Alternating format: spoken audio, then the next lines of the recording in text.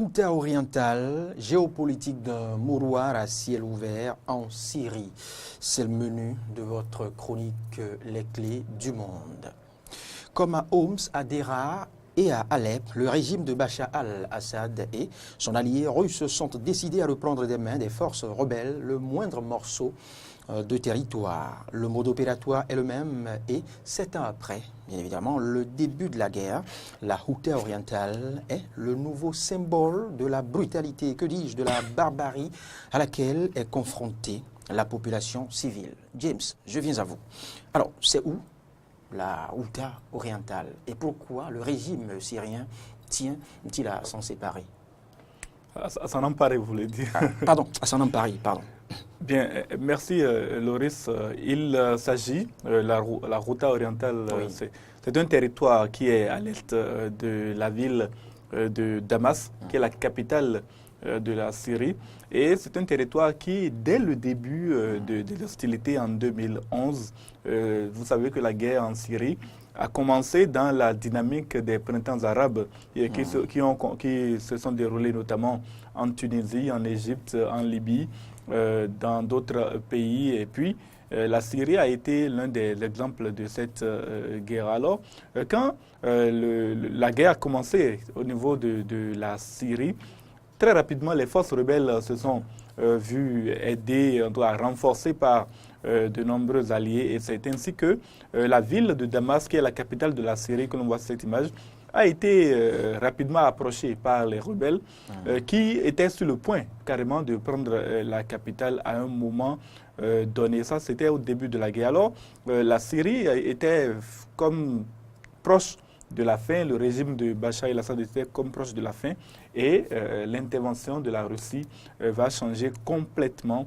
la donne. C'est ainsi que les rebelles qui étaient donc sur le point de prendre la capitale ont été obligés de refluer quelque peu et d'installer carrément leur siège dans la Ghouta orientale. Bien entendu, le régime syrien, avec l'aide de ses alliés, notamment russes et iraniens, va réussir à repousser les rebelles et dans cette hypothèse-là, va attaquer progressivement un à un les sièges de ces rebelles-là. Et c'est ainsi que, après, vous avez cité Homs, vous avez cité Alep, vous avez cité Deraa, il y en a bien d'autres dans la Syrie, énormément de régions qui étaient alors soit des enclaves rebelles occupées par des rebelles de l'armée syrienne libre, la SL, à laquelle les Américains apportent leur soutien. Mais il y avait également des islamistes. Et donc, la Ghouta orientale, ce territoire proche de Damas, constituait une menace permanente et constitue d'ailleurs, vous pouvez vous demander pourquoi l'armée syrienne tient à s'en emparer, constitue une menace permanente sur la capitale Damas. D'ailleurs, depuis la Ghouta orientale, il suffit de tirs de roquettes qui font à peine quelques centaines de mètres pour atteindre certains sites de la ville de Damas.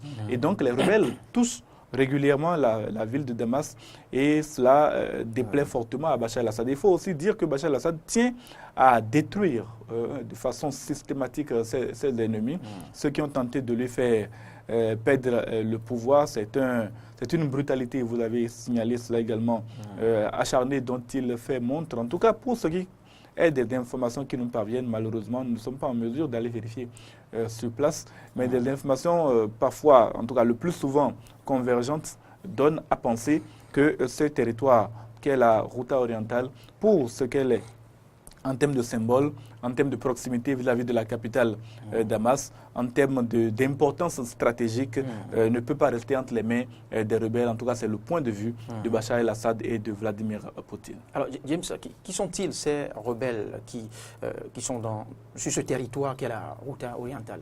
Alors, j'ai parlé de l'armée syrienne libre, n'est-ce pas, qui est la principale. En fait, aujourd'hui, il n'y a plus d'homogénéité.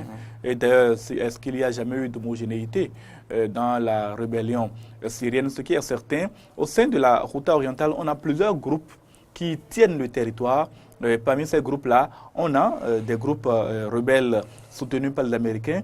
On a des groupes rebelles soutenus par l'Arabie saoudite, on a des groupes rebelles soutenus pas, et d'ailleurs, les groupes rebelles n'ont pas soutenu, mais affiliés à Daesh, c'est-à-dire à l'État islamique, et d'autres groupes rebelles affiliés à Al-Qaïda, au mouvement Al-Qaïda du défunt Ben Laden. Et donc, il y a une mosaïque de groupes qui tiennent la Ghouta orientale et qui ont pour seul point commun d'être opposés au régime de Bachar al-Assad.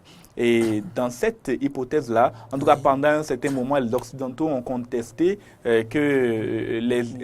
l'existence des milices terroristes de Daesh ou d'Al-Qaïda dans la Ghouta orientale. Mais aujourd'hui, cela ne fait plus l'ombre d'un doute. Il y a certainement des forces de l'armée syrienne libre qui ne sont pas affiliées à des mouvements islamistes radicaux, mais il y a forcément des groupes comme Al-Qaïda, comme l'État islamique, qui tiennent également des territoires dans la Ghouta orientale. Et cela permet également à l'armée russe et au gouvernement syrien de justifier leur offensive sur la Ghouta.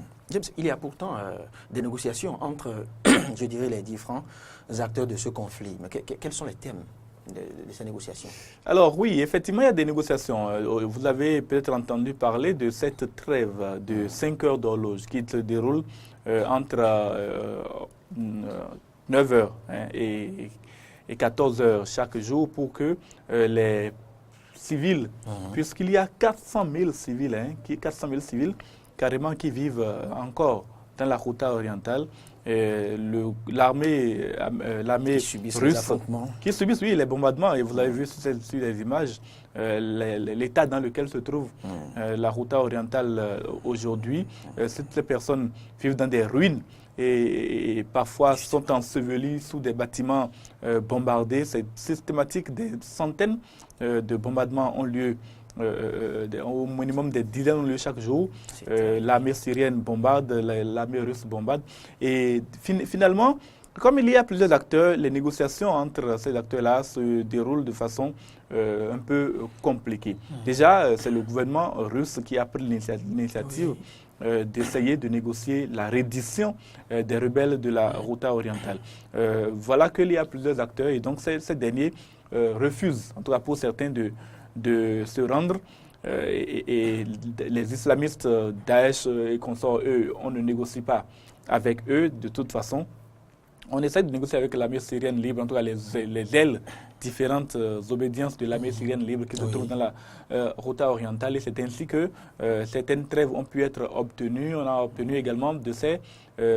D'ailleurs, c'est il y a quelques jours seulement que l'armée syrienne libre a annoncé qu'elle était prête à combattre elle-même les groupes islamistes qui se trouvent dans la Ghouta à ses côtés pour que l'offensive de l'armée russe et l'offensive de l'armée syrienne puissent cesser. Mais on n'a pas encore obtenu de résultats concrets. Ce qui est certain, c'est le gouvernement russe qui a la manœuvre. Et puis, ce qui est négocié surtout, c'est la reddition des hommes qui se trouvent dans la Ghouta. C'est aussi l'acheminement d'aide alimentaire, parce que quand vous entendez 400 000 personnes qui vivent encore dans la Ghouta orientale, qui sont privées de tout. Il n'y a plus d'électricité dans la Ghouta depuis longtemps. Il n'y a pas d'adduction d'eau. Vous voyez dans quel état se trouvent les bâtiments. Comment survivent les populations dans ces amas, dans ces décombres? C'est une question qu'on se pose. Et puis on a vu quand même quelques images que j'ai préféré éviter de ne pas montrer des images d'une atrocité extrême, surtout que les hôpitaux sont systématiquement désormais pré-possibles. C'est exactement le mode opératoire qui s'est déroulé à Alep pour contraindre les habitants à s'en aller. Le régime bombarde les hôpitaux puisque désormais il n'y a plus de possibilité de se soigner, de se prendre en charge d'une quelconque manière. Les populations seraient obligées de partir. C'est d'ailleurs pour cette raison que le gouvernement russe a instauré cette trêve unilatérale entre 9h et 14h pour permettre donc aux populations de quitter la Ghouta, mais pour le moment seulement 2 personnes sur 400 000.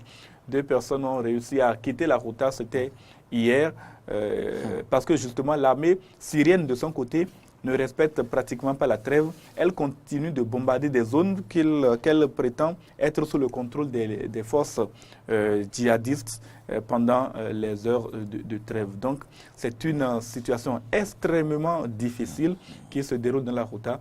Et face à cela, en tout cas, la seule chose qu'exige Bachar al-Assad, le président syrien, c'est que ces rebelles se rendent et que la guerre dans cette région-là puisse cesser et qu'il obtienne la victoire, bien entendu. Alors, mais quelle perspective pour ce territoire qu'est la Ghouta orientale?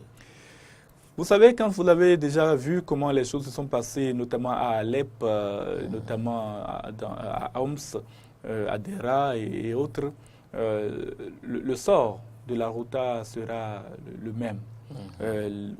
Pas plus tard que ce matin, l'armée syrienne a entamé une offensive terrestre dans la Ghouta. Jusque-là, c'était des frappes aériennes intensives qui touchaient également les hôpitaux, comme je l'ai déjà dit. C'est ce matin que l'armée syrienne a entamé les opérations terrestres pour récupérer, pour prendre le territoire dans la Ghouta orientale. Ce sera un combat difficile parce que vous avez vu l'état dans lequel se trouve la Ghouta. Les chars ne pourront pas entrer dans la Ghouta et donc c'est un combat de corps à corps qui sera mené. Et on sait que les djihadistes qui sont également dans cette enclave sont prêts à se battre jusqu'à la mort. C'est des gens dont vous connaissez l'idéologie, sont prêts à se battre jusqu'à la mort.